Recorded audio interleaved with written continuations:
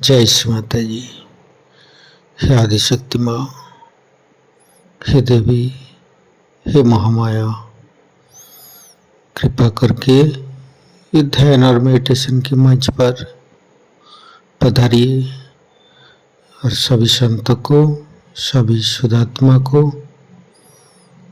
परम चेतनित कीजिए। परम पूज्य श्री माता जी, आज का ध्यान आप खुद करा लीजिए और हमें ध्यान का स्थिति, निर्विचारिता स्थिति प्रदान कीजिए माँ। परम पूज्य श्री माता जी, सारे विश्व की सभी संत आपके श्री चरण में एकत्रित हुई है, कृपा करके आप पधारिए। परम पूज्य श्री माता जी, आपके श्री चरण कमल पर कोटि कोटि नमन। कुंडली उठाकर बंधन लेंगे।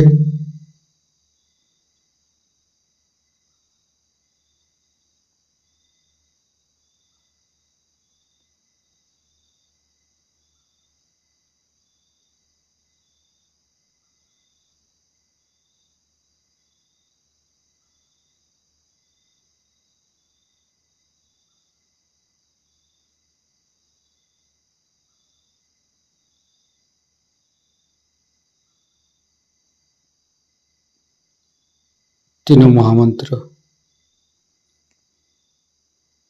ओम तमेव साक्षात् श्री महालक्ष्मी महासरस्वती महाकाली त्रिगुणात्मिका कुंडली साक्षात् श्री आदिशक्ति माता जी श्री निर्मला देवी नमो नमः। ओम तमेव साक्षात् श्री कल्की साक्षात् श्री आदिशक्ति माता जी श्री निर्मला देवी नमो नमः। ओम तमेव साक्षात् श्री कल्की साक्षात् श्री सहस्रार स्वामिनी मोक्ष प्रदायिनी माता जी श्री निर्मला देवी नमो नमः। गणेश मंत्र। ओम तमेव साक्षात् श्री गणेश साक्षात् श्री आदिशक्ति माता जी श्री निर्मला देवी नमो नमः।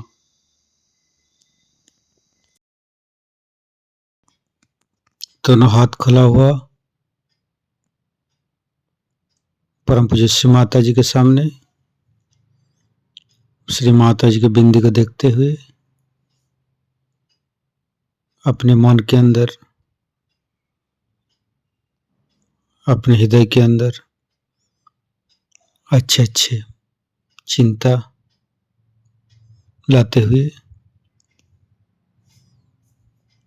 परम पूज्य श्री माता जी कृपा करके आपके श्री चरण कमल की शीतलता हमारे हृदय पर प्रदान कीजिए। परम पूज्य श्री माता जी,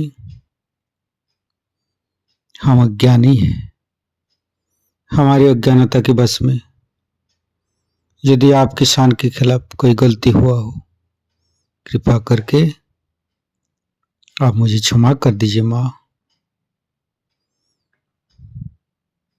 अपना हृदय में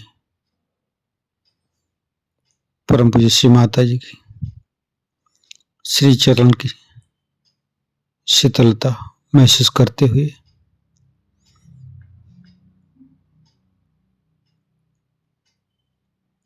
धीरे धीरे चित्त को मूलाधार चक्र पर परम पूज्य श्री माता जी, आप ही तो प्रभु गणेश है। कृपा करके हमारे शरीर के अंदर तीनों नाड़ी सातों चक्र में समस्त दोषों को, समस्त रोगों को दूर कीजिए। हे प्रभु गणेश, कृपा करके आप हमारे अंदर आइए।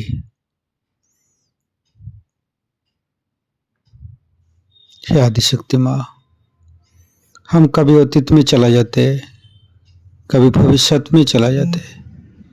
कृपा करके अतीत और भविष्य को छोड़ के हमें वर्तमान में स्थापित कीजिए। वर्तमानी धर्म है माँ, वर्तमानी सच है। कृपा करके हमें वर्तमान में स्थापित कर दीजिए। हम सारे समय, सारे पल, सारे दिन परम चैतन्य माँ के साथ चलते रहते हैं। हमारे सांसें, हमारे जीवन, हमारे समय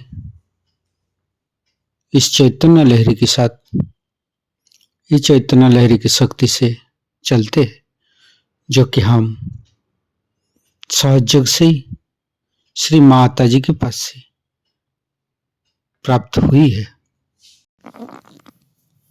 धीरे धीरे चित्त को, तीनों स्वादिष्ठान को देखेंगे।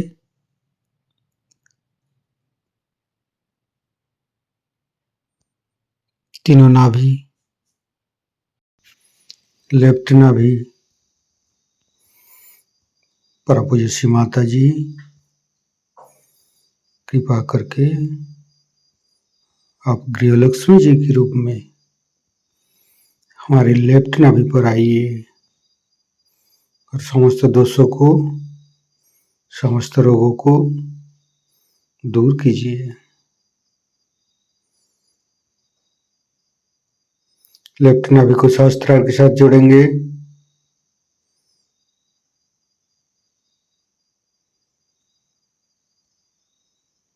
फिर चित्त को राइट नाभि, परम पूज्य श्री माता जी, कृपा करके आप हमारी राइट नाभि पर श्री राज लक्ष्मी जी के रूप में पधारिए। समस्त दोषों को, समस्त रोगों को दूर कीजिए।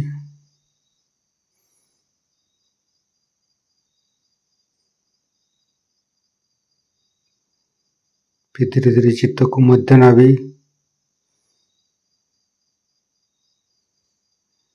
परम पूज्य श्री माता जी,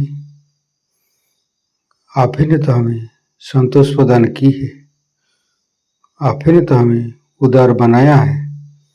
कृपा करके लक्ष्मी नारायण जी के रूप में हमारे मध्य नाभि पर आइए और चैतन्यित कीजिए। फिर धीरे धीरे चित्त को सहस्त्रार के साथ जुड़ेंगे।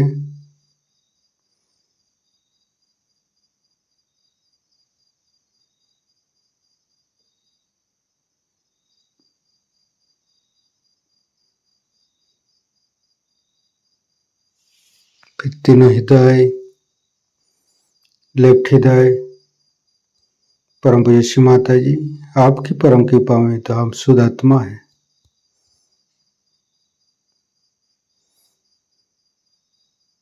फिर राइट हृदय, फिर मध्य हृदय,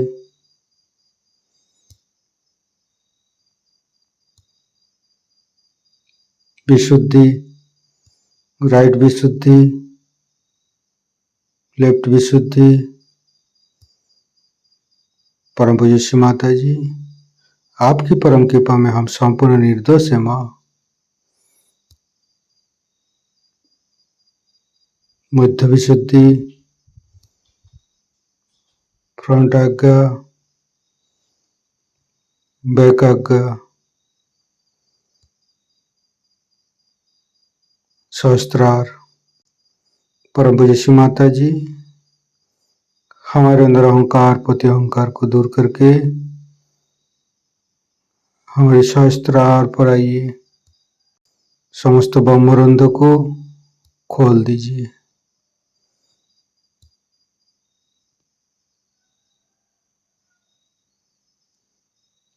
परम पूज्य श्री माता जी, हमें निर्विचारिता स्थिति, ध्यान का सिद्ध दीजिए।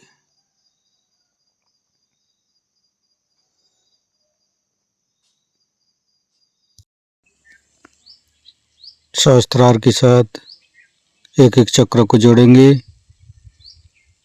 मूलाधार, स्वादिष्ठान,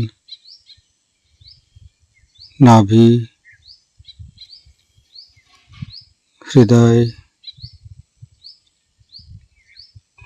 विशुद्धि, आज्ञा,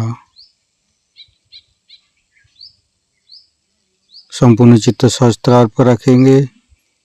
परम पूज्य श्री माता जी, हमारे ऊपर ऐसी कृपा कीजिए ताकि आपकी वाणी को हम सहस्त्रार से ग्रहण कर सके। संपूर्ण चित्त सहस्त्रार पर परम पूज्य श्री माता जी को अमृत बनी हम सहस्त्रार से ग्रहण करेंगे। थोड़ा दिन से बड़ी मेहनत की है कि लोगों की कुंडलिनी जागृत हो जाए, और हो भी गई। कल तो बहुत ही लोगों की जागृत हो गई। एक मंदिर में गए थे और सुनाई दे रहा आप लोगों, लेकिन जो सबसे बड़ी मुश्किल मुझे नजर आती है वो ये कि जागृति के बाद भी लोग उस जागरण को संभाल नहीं पाते। एक तो उसको समझ भी नहीं पाते हैं और संभाल भी नहीं पाते।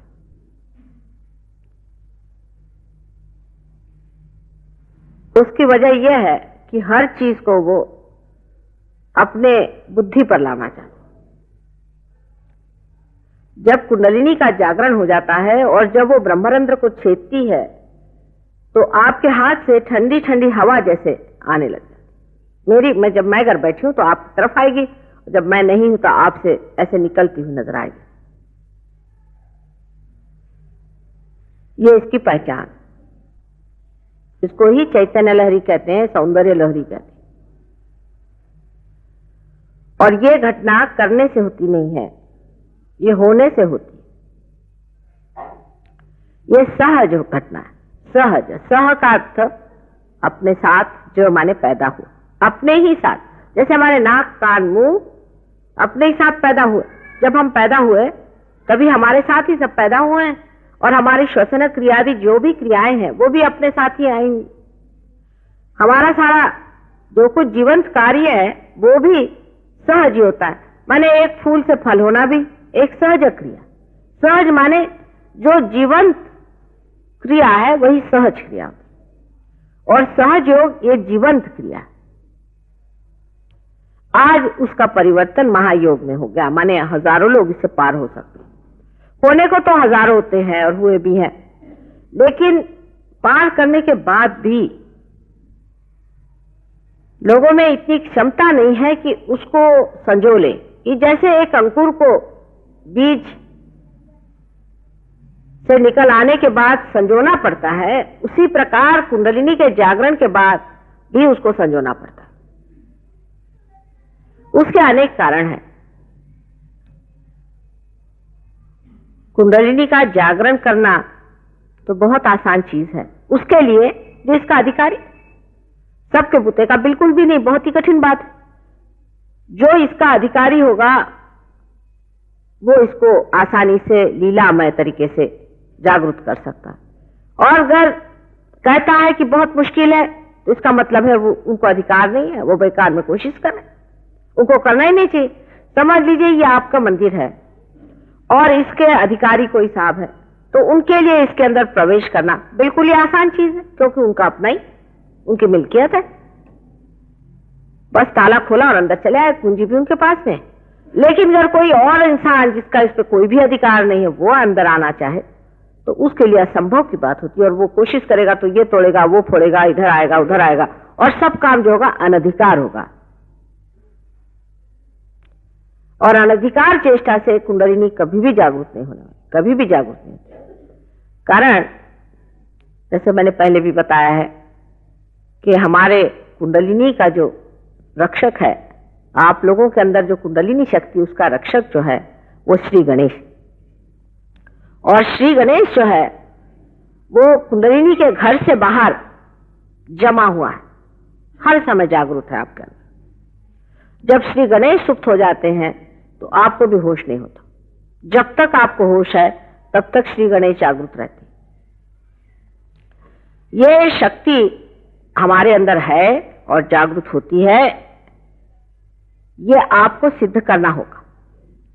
क्योंकि आदि शंकराचार्य ने कहा है कि हमारे अंदर कुंडलिनी शक्ति है, और जब तक ये मां जगदम्बा जागृत हमारे अंदर नहीं होती है तब तक हम तो अनन्य नहीं हो सकते, क्षेत्रज्ञ नहीं हो सकते, न ही हम परमात्मा को जान सकते हैं, क्योंकि आत्मा ही को जाना नहीं तो हमारी जागृति होनी चाहिए। अब सबसे कमाल ये है कि इस भारतवर्ष में, इस योग भूमि में जो जो दृष्टा हो गए, बड़े बड़े ऊंचे दृष्टा हो गए, उन्होंने सब ने कुंडलिनी पर काफी लिखा। ये नहीं मैं कहूंगी कि हर बात लिख गए, कम से कम आदि शंकराचार्य के बाद तो बहुत ही सफाई से लोगों ने लिखना शुरू कर दिया। जैसे कबीरदास जी थे, शंकराचार्य ने लिखा, उसको फिर से पूरी तरह से कबीरदास जी ने भी लिखा। महाराष्ट्र में ज्ञानेश्वर जी ने काफी खुले तरीके से इस पर कहा।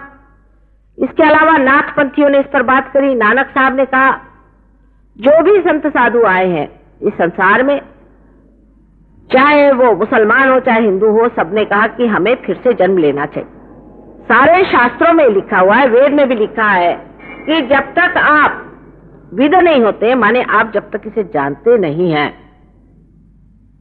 तब तक ये वेद बेकार है। किसे नहीं जाना है? जानना सिर्फ उस परम तत्व को जो आत्मा स्वरूप है, उसे जाना है। अगर जब तक नहीं जाना, सब व्यर्थ है। मंदिर जाना भी व्यर्थ हो जाएगा, मंदिर बनाना भी व्यर्थ हो जाएगा, सारे आपके व्रत वैकल्य भक्ति सब बेकार हो जाएगा, आपका सारा पांडित्य, आपका विद्वत्ता सब बेकार है अगर आपने अपनी आत्मा को नहीं जाना। और आत्मा को जानने के लिए ही जो लिखा गया है वो है वेद। गीता भी वही है, उपनिषद भी वही है, और सारे धर्मों का सार यही है। ईसा मसीह ने भी कहा है कि जब तक आपका पुनर्जन्म नहीं होता है तब तक आप परमात्मा को नहीं जान सकते। मोहम्मद साहब ने भी कहा है कि आपको पीर होना पड़ेगा, उससे पहले आप मेरी बात नहीं समझ पाए। जब लाओ त्से ने भी यही कहा है, और विदिता मां ने भी यही कहा है, और खलील जिब्रान ने भी यही कहा है, और संसार के सोक्रेटिस और जितने बड़े बड़े गुरु हो गए और जितने बड़े बड़े दृष्टा और अवतरण हो गए, सबने जब एक ही बात कही है, तो इसका मतलब यह है कि हम बेकार ही की बातें लेकर झगड़ा करें। विशेषकर हमेशा जब कोई भी असलियत की बात करता है, सत्य की बात करता है, तो कुछ पढ़े लिखे हुए पढ़त मूर्ख उन्हें कहना चाहिए, उस बात को लेकर अपना झगड़ा करना शुरू करें। आदि शंकराचार्य के समय में भी ऐसे एक महामूर्ख थे, शर्मा कर, और उन्होंने उनसे बहुत वाद विवाद कर। बहरहाल बुद्धि के स्तर पे भी आदि शंकराचार्य ने उनको हरा दिया था। बुद्धि के स्तर पे भी इस चीज को समझाया जा सकता है, कोई मुश्किल काम नहीं। लेकिन पाना जो है ये बुद्धि से परे, विचारों से परे, क्योंकि जो बुद्धि है, जरा आप बैठ जाइए, बैठ जाइए, बैठ जाइए, बीच में से आप चले आ रहे हैं, बैठ जाइए। सबको डिस्टर्ब नहीं करना चाहिए। जो बुद्धि से परे चीज है, जिसको पाना है वो बुद्धि से परे है। जो असीम है वो सीमा से नहीं पाएगा, उसे छोड़ना होगा। छोड़ने का मतलब नहीं कि आप निर्बुद्ध हो जाए, उससे परे होना होता है। जैसे अब मैं यहां आई, मोटर से आई, जब मुझे हॉल के अंदर आने का है तो मोटर बाहर छोड़नी पड़ी ना। जब दूसरे प्रांगण में जाना है तो जो हमारा वाहन है उसे छोड़ करके हमें उस प्रांगण में उतरना पड़ता है। उस जगह जाना है जिसे कि हमारे अंदर की स्पेस कहिए, जिस जगह निर्विचार समाधि हमें लगे। पहली बात ये सब कह गए, सबने ये कहा हुआ है, लेकिन हमारा चित्त आत्मा की ओर नहीं। हम परमात्मा से क्या क्या मांगते हैं? उनसे मांगते हैं कुछ न कुछ संसार की चीज। कोई कहता है हमको घर दो, कोई कहता है हमको द्वार दो, कोई कहता है ये दो, कोई कहता है वो दो। चलो कुछ ऐसी वैसी बातें भी होती हैं। तो परमात्मा कहते चलो इनको दे दो, कोई हर्ज नहीं, लेकिन वो परम नहीं है। आपकी सूझबूझ की कमी, आपने जो मांगा उसमें सूझबूझ। और इसी वजह से बहुत से अजीब तरह के आजकल लोग निकल आए जो आपको गलत सलत चीजें देते हैं और भरमा देते हैं। और जब इस तरह के गुरुओं के पास गए हुए लोग हमारे पास आते हैं तो वो फिर से उन्हीं के चक्कर में चले जाते, बड़ी मुश्किल से छूटता है फिर, क्योंकि उन्हें गलत रास्ते चला दी। जैसे कि कोई आदमी कहता है चलो भाई तुम ऐसा करो कि 7 दिन का उपास करो और हमारे लिए आप इतना ला करके रुपया दे दो, बस काम खत्म। अब ये बताइए कि उपास करने से परमात्मा कैसे मिलेंगे? मेरे अभी तक समझ नहीं आ रहा कि इंसान ऐसे कैसे सोचता है। क्या आपको शरीर उठ करके आपका शरीर वहां भगवान के पास जाने वाला है क्या, जिसे हल्का फुल्का कर रहा है? एक सीधी सरल बात है। इस पर बहुत लोग खासकर मंदिरों में मुझसे नाराज हो जाते जब मैं कहती भाई उपास नहीं करो। उल्टे खुश होना चाहिए कि माँ का धर्म तो अच्छा है, इसमें उपास नहीं करने देती माँ। मैं ये नहीं कहती कि उपास नहीं करो, लेकिन परमात्मा के नाम पे क्यों सूतक कर रहे हो? भाई उनके नाम पर खुशियां मनानी चाहिए। जिस दिन गणेश जी का जन्म है, हनुमान जी का जन्म है मंगलवार के दिन, उस दिन उपास करें। आप बताइए आपके घर में कोई अगर बेटा पैदा हो, बुद्धि में तो लगानी चाहिए, उस दिन क्या उपास किया जाता है? कबीरदास ने जब कोई नई बात बताई तो सब ने उनको मार भगाया और किसी ने उनकी बात नहीं सुनी, किसी ने भी बताया। लेकिन उपास तो ऐसे ही हम लोग करते हैं इस देश में, बहुत से लोग करते हैं। सबको पहले भगवान मिलना चाहिए जो भूखे मर रहे हैं। उनको क्या पहले ही सब भगवान मिल जाएंगे? क्योंकि भूखे भूखे के मारे मर जाए तो लोग सोचते हैं मरने के बाद उनको जरूर भगवान मिल जाएंगे। दूसरे तरह के लोग होते हैं जो कुछ न कुछ चमत्कार दिखाते, उनके चक्कर में भी आप लोग बहुत रहते। जैसे गए कोई तांत्रिक के यहां पहुंचे, उसने कहा भाई देखो तुम्हारे बाप का ऐसा है, तुम्हारे माँ का ऐसा है, तुम्हारा हम पिंड छुड़ा देंगे, फलाना कर देंगे, ऐसा कर देंगे, वैसा कर देंगे, दुनिया भर की फालतू की बातें। और इसमें जो लोग उलझ जाते हैं वो भी परमात्मा को नहीं पा सकते, क्योंकि आपका चित्त ही बेकार चीजों में है।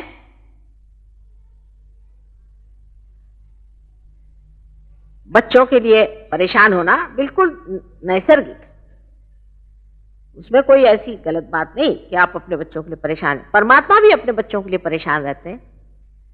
वो भी चाहते कि मेरे बच्चों को मेरे साम्राज्य में आ जाए, उनको भी उनको सारी मैं शक्ति दे दूं, क्योंकि वो तो प्रेम के सागर हैं। उनके जैसे दाता पिता कहां मिलेंगे आप? लेकिन उनको ये जरूर उलझन लगी रहती है कि ये बच्चे मेरे मांग क्या रहे हैं बेकार की चीजें, असल क्यों नहीं मांग रहे हैं? असल मांगे, मूल मांगे, बाकी सब फालतू की चीजें मांगते फिर। कृष्ण ने कहा था कि योगक्षेम वहाम्यम, जब योग होगा तभी क्षेम दूंगा, उससे पहले क्षेम नहीं माना है। उसके पहले जो क्षेम होता है वो नुकसानदेह होता है। जैसे कि आप देख लीजिए किसी आदमी को जो कि समझ लीजिए हर महीने 100 रुपया कमा रहा, और उसको आप एकदम से 1000 रुपया दे दीजिए, बिल्कुल शर्तिया वो अपनी जिंदगी खराब कर लेगा और बर्बाद कर लेगा। वो शराब पिएगा, नहीं तो कोई ना कोई गलत रास्ते पे चलेगा, कोई ना कोई गलत काम कर देगा। मनुष्य झेल नहीं सकता, क्योंकि उसके अंदर लक्ष्मी तत्व जागरूक नहीं हुआ है, वो झेल ही नहीं सकता। जरा सा पैसा हो गया तो घमंड तो आ ही जाएगा आदमी में, वो घमंड में चूर हो जाएगा, अपने को दुनिया से बहुत बड़ा समझेगा। वही बात सत्ता की भी है। अगर किसी के अंदर शक्ति आ गई, सत्ता आ गई, तो अच्छे भले आदमी खराब हो जाते हैं। आज अच्छा रास्ता चल रहे हैं, कल वही आदमी गलत रास्ते चलने लग जाते हैं। इसलिए कृष्ण ने कहा है कि योग के बाद क्षेम होगा। परमात्मा तब आपको देखेंगे जब उनके साम्राज्य में आएंगे, जब आप उनके नगर के वासी होंगे। जब तक आप उनके नगर के वासी नहीं हैं, तब तक परमात्मा आपका क्षेम नहीं देखेगा। पर आपकी चिपक तो गलत लोगों से है। माने कोई अगर आदमी एक हीरा निकाल दे तो बस हो गया, वो आपके महागुरु होगा। अरे भाई, कोई परमात्मा आपको हीरे चांदी देने वाला है क्या? और इस तरह की गलत चीजों के पीछे आदमी दौड़ते हैं। आप हमारे लंदन में एक साहब थे, वो कल मैं तो उन्हीं को मानता हूं। मैंने कहा क्यों भाई? कल मैं गरीब आदमी हूं और मैं चाहता हूं कि मुझे एक हीरा मिल जाए। मैंने कहा तुमको तो वो कभी नहीं देंगे, देंगे सब अमीरों को। अगर ऐसे देने वाले थे तो हमारे देश का दुख दारिद्र दूर करते थे। वो तो एक देते हैं और 10 निकालते हैं। ये तो भानामती का पिटारा है अपने यहाँ, जिसको मालूम है।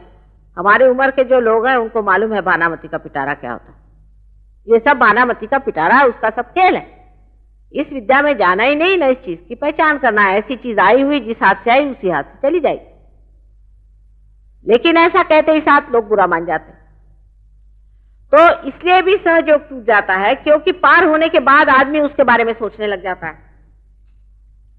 आपके हाथ में अगर चैतन्य की लहरियां आई हैं तो किस सोच विचार से आई हैं? कोई भी सोच विचार से नहीं आई। ये तो आपके अंदर घटना हो गई। माने सोच विचार करने से क्या आप किसी बीज के अंदर अंकुर पैदा कर सकते हैं? या सोच विचार करने से आप किसी फूल को फल बना सकते हैं? वो तो अपने आप ही घटित होता है, जिसे स्पॉन्टेनियस कहते हैं, जो कि जीवंत क्रिया है। और आज जो अमीबा से आप इंसान बन के बैठे हैं, 10 अवतार हुए संसार में, और इन अवतारों ने जो आपको इस जगह लाके पहुंचाया है कि आज आप इंसान हो गए। तो अगर इससे भी आपको अति मानव होना है या ऊंचा मानव होना है, तो वो भी चीज स्पॉन्टेनियस ही होनी चाहिए, वो भी घटना घटित होनी चाहिए। क्या उसके लिए आपको कोई मेहनत करनी पड़ेगी? लेकिन अंकुरित होने के बाद जरूर संजोना पड़ता है इंसान की दशा में, उसको संजोना पड़ता है और समझना पड़ता है। उसके प्रति श्रद्धा और पूरी जानकारी होनी चाहिए। अगर जानकारी नहीं हुई तो बेकार है। जैसे कि आपने कहा मां हमें शक्ति दे दो। अच्छा भाई, आपको हमने जागरूक कर दिया, आपके अंदर से शक्ति बहनी शुरू हुई। अब आपको पता ही नहीं कि चीज क्या है, हमारे अंदर से बह रहा है मां।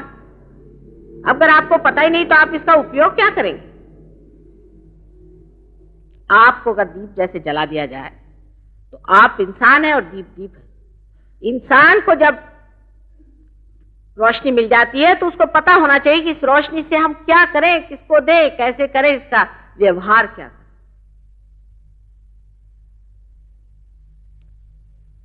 पहले जमाने में एक आध दो ही फूल खिलते थे, उसके बाद 2 ही 4 फूल खिलते रहे।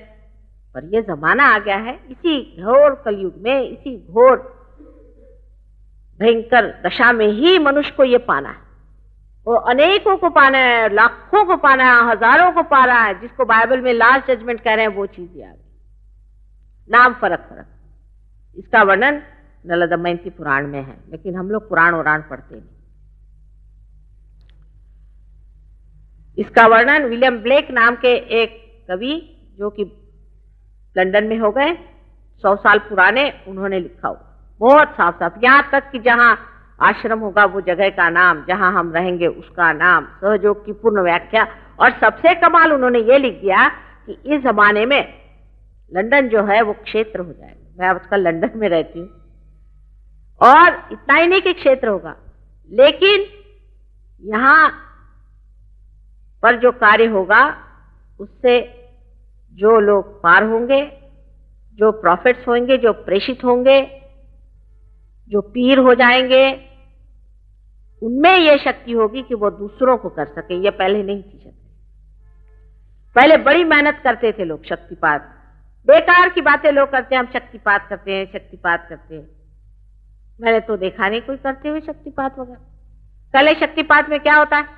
पहले हमें क्रिया होने लग गई। क्रिया माने क्या? पहले हम तो बस कूदने लगे। माँ बताए कैसे कूदते हो? पहले मेंढक जैसे। मैंने कहा भले मानुस, तुम क्या अब मेंढक होने वाले हो? ये कौन से शास्त्र में लिखा है कि आप मेंढक जैसे कूदने लग जाओगे? दूसरी बात, उसके बारे में बैठ जाओ, बैठ जाओ, बैठ जाओ, बैठ जाओ, बैठ जाओ, सबको डिस्टर्ब नहीं कर, बैठ जाओ। नहीं अभी रखो, अभी इसी वक्त सब लोग बैठे सुन रहे हैं, आप आराम से बैठो। और उससे आगे ये समझना चाहिए कि क्या होना है हमारा, क्या होगा, क्या मिलना चाहिए। हमें क्या मिला है अभी तक? हमारी चेतना जो है उसकी उत्क्रांति हुई, जिसे अंग्रेजी में अवेयरनेस कहते हैं। हमारी चेतना जो है उसकी उत्क्रांति हुई। मनुष्य की चेतना जानवर से बहुत ज्यादा। अब जो नई चेतना चेतित होगी, जो नई चेतना हमारे अंदर जागृत होगी, यह नहीं कि भाषण मात्र हो कि भाई तुम्हारा ये होना चाहिए, तुम्हारा वो होना, नहीं, ये होना पड़ेगा। जब अपने अंदर होगा तब अपने आप अंदर से धर्म भी जागृत हो जाएगा। फिर बताना नहीं पड़ेगा मुझे झूठ नहीं बोलूं, वो अपने आप से छूट जाएगा। मुझे बताना नहीं पड़ेगा कि आप सिगरेट मत पीजिए, आप अपने आप छोड़ दीजिएगा। मुझे बताना नहीं पड़ेगा कि आप शराब मत पियो, अपने आप छूट जाएगा, क्योंकि आप समर्थ हो जाएंगे। समर्थ माने सम अर्थ हो जाएंगे। जो आप है, आप आत्मा स्वरूप है। जब आप आत्मा हो जाते हैं तो आपकी सारी बातें बदल जाती, परिवर्तन शुरू हो जाता है। आप में परिवर्तन होना चाहिए, तभी मानना चाहिए कि हमारे अंदर कोई घटना घटित हुई है। और बेकार की बाह्य की बातें कि तुम्हारे बाप का क्या हो रहा है, घोड़े का नंबर क्या है, इस तरह से परमात्मा को इतना नीचा इंसान ने गिरा लिया है और इतने नीचे तरीके से परमात्मा को समझ रहा है कि वो कभी भी परमात्मा तक पहुंच नहीं सकता। उसकी चेतना चेतित होनी चाहिए। आपकी चेतना चेतित हो जाएगी, इसमें मुझे कोई शक नहीं, क्योंकि आप इस महान योग भूमि में पैदा हुए। भारतवर्ष में पार कराना बहुत ही आसान चीज है, ये मैं समझ गई। पूर्व जन्म के सुकृत लेकर के आप इस महान देश में पैदा हुए, ये आप समझ लीजिए। कोई तो भी बहुत बड़े आपने पुण्य कार्य करे हैं, तभी इस देश में आप पैदा हुए हैं। नहीं तो दूसरे देशों में पैदा होते हैं जहां लोग योग से पहले ही क्षेम पा गए और रास्ते से खत्म हो गए, बेकार हो। अभी आप लोग बेकार नहीं हो, लेकिन वहां के लोगों में क्योंकि बहुत मेहनत करनी पड़ती है, एक एक आदमी पे 2-2, 3-3 महीने कभी कभी मेहनत करनी पड़ती है, तो उसको इसकी समझ, सूझबूझ और निष्ठा बहुत है। लेकिन आप लोगों में निष्ठा नहीं होती, आप लोग एकदम से उस चीज को खो देते। मैं आज आखिरी दिन है, इसलिए विशेष रूप से इस पर बात करूंगी कि आप इसको पाने के बाद खोना नहीं। अगर पाने के बाद खोया है तो इससे बढ़ के और कोई गुनाह नहीं हो।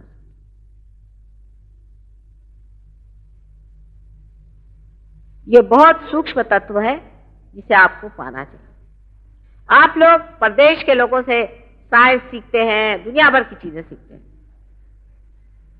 लेकिन साइंस से परे भी जो शक्ति है, साइंस वाले क्या बता सकते हैं आपसे? वो यही बता सकते हैं जो चीज सामने है। क्या वो ये बता सकते हैं कि इसमें बिजली कहां से आई? वो कहेंगे कि जो स्रोत है वहां से आई। वो स्रोत में कहां से आई? वो कहेंगे कि हाइड्रो इलेक्ट्रिक है तो पानी में से आई। पर पानी में बिजली कहां से आई, क्या वो बता सकते हैं? अगर वो कहें कि पृथ्वी के अंदर भूगर्भ में गुरुत्वाकर्षण शक्ति है, मैग्नेटिज्म है, वो उसमें कहां से आई? वो कैसे कार्यान्वित होती? उसको चलाने वाला कौन? उस साइंस को चलाने वाला कौन सा साइंस है? इस मामले में एक बात अच्छी है कि विदेशों में लोग अब उस कगार पर पहुंच गए जहां उन्होंने सोचा कि इसके आगे अंधेरा है। सब चीज इस सीमा में हमने खोज डाला, अब इससे आगे समझ में नहीं आ रहे। अभी यहां हम लोग उनके पीछे पीछे चलकर उस कगार पर पहुंचना चाहते हैं और जिस गड्ढे में वो गिर गए उसमें ही गिरना चाहते हैं, अंधेरे में। पर आपका धरोहर बहुत बड़ा है, यह आपको जान लेना चाहिए। आपकी बपौती बहुत बड़ी है और उस बपौती को आप भूल करके इन लोगों के पीछे में सीधे मत जाइए। पहले अपने बपौती को जान लीजिए। आज सारा संसार आपके चरण चूमने के लिए तैयार है, लेकिन आप लोग अपने को बड़े भारी अंग्रेज समझ करके और अपनी सारी बपौती को भूल गए। मैं संस्कृति की बात नहीं कर रही, मैं तत्व की बात कर रही हूं। हमारे अंदर जो महान तत्व है वो है कुंडलिनी का तत्व, और उसकी जागृति होने के बाद मनुष्य आत्मा को प्राप्त करता है और आत्मा का प्रादुर्भाव हमारे अंदर से ब्रह्म शक्ति के रूप से वहन करता है। यह ब्रह्म की शक्ति, जिस ब्रह्म की शक्ति के द्वारा सारे संसार का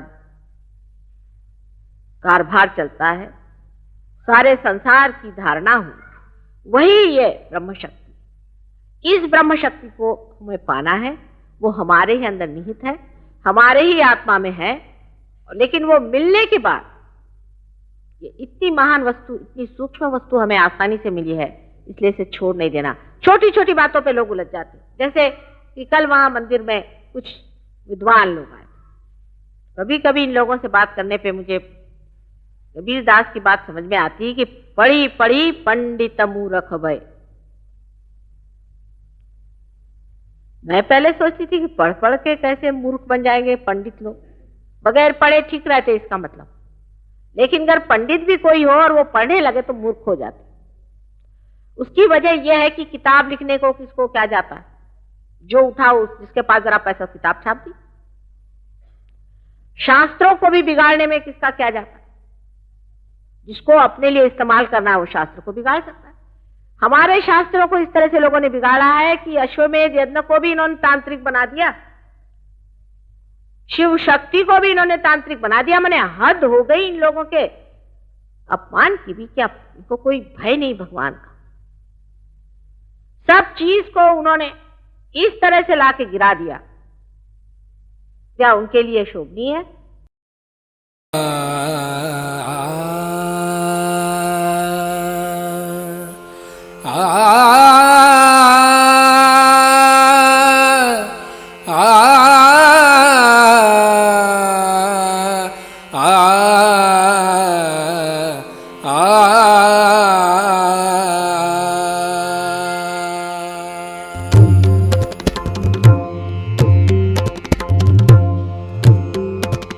नमो नमो श्री निर्मल माता, नमो नमो श्री निर्मल माता, नमो नमो श्री निर्मल माता।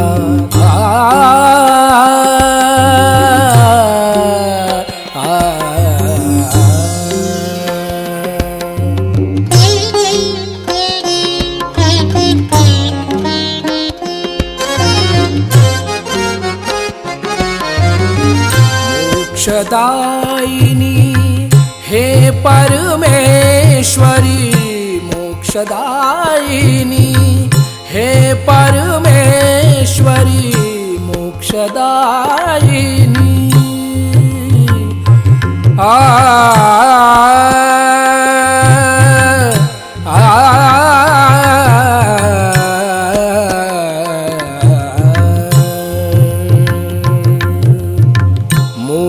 मोक्षदायिनी हे परमेश्वरी, हृदय निवासिनी नमो नमः, हृदय निवासिनी नमो नमः, नमो नमो श्री निर्मल माता, नमो नमो।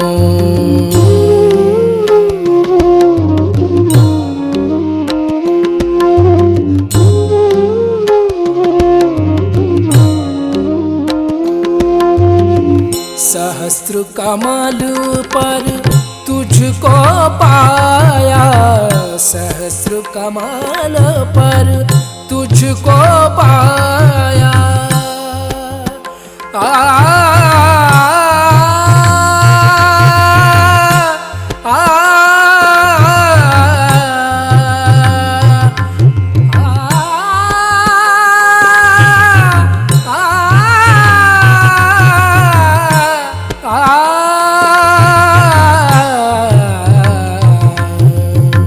सहस्र कमल पर तुझको पाया, सहस्र कमल पर तुझको पाया। सात चक्र पर विजय दिलाया, सात चक्र पर विजय दिलाया। ब्रह्म ज्ञान से हमें मिलाया ब्रह्म ज्ञान से, ब्रह्म ज्ञान से, ब्रह्म ज्ञान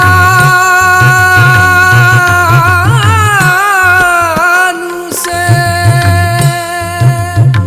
ब्रह्म ज्ञान से, ब्रह्म ज्ञान से हमें मिलाया। नमो नमो श्री निर्मल माता, नमो नमो श्री निर्मल माता, नमो नमो श्री निर्मल माता, नमो नमो श्री निर्मल माता, नमो नमो, नमो नमो, नमो नमो।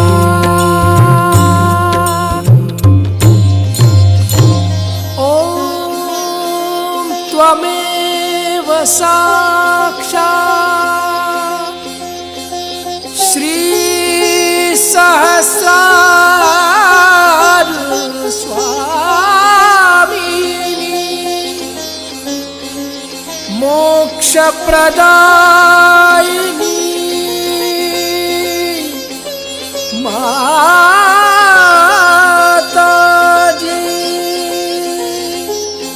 श्री निर्मला देवे नमो नमः, नमो नमः, नमो नमः। संपूर्ण ध्यान का स्थिति, इसी ध्यान का स्थिति पत्थर दे रहेंगे। परम पूज्य श्री माता जी परम चैतन्य अनुभव करते रहेंगे। दोनों हाथों पे, सहस्त्रार पे परम पूज्य श्री माता जी आज अपने ध्यान करा के जो परम चैतन्य अनुभव कराया, इसके लिए मैं आपको कोटि कोटि नमन।